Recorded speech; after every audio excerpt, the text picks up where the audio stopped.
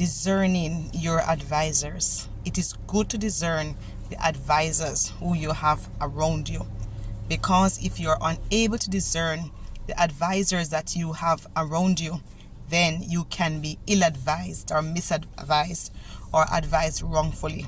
In this day and age, we should not want to be ill-advised or advised in the wrong way. We should want the best advice that we can get.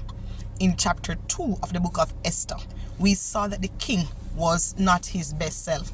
We saw that the king was down as a result of previously having to dismiss Queen Vashti from her post because of her disobedience. But we see the king's advisors come back to the king and said, hey, king, don't worry yourself. Send out a decree for a virgin, come on, to be searched for in all Shushan with these kinds of qualities and criteria, and we're going to make a selection from all those who apply for the position of queen, and we will select from there. The advice pleased the king, and he did such.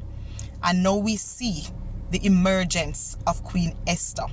So it's good to have good advisors around you, that even those moments when you're feeling down, when you're feeling out of it, when you feel like you don't know which way to go or where to turn, you know these persons can advise you in the direction of where you should go. Of course, the king listened, because what they said pleased him. And so Esther, Hadassah, if you will, was sent in to join this set of girls by her uncle Mordecai.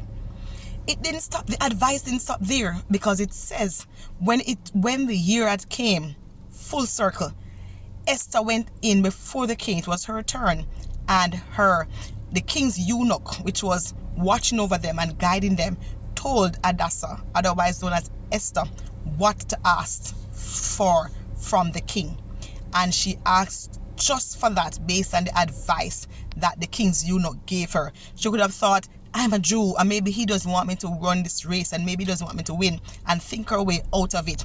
She would have come up with some bad ideas in her mind, but she did not. She allowed the advice that the king's eunuch gave her to stand, and she obeyed. And guess what? The king, the Bible says, was attracted to her more than all the other ladies in his kingdom, and Esther became queen. Watch out for the advice that you get.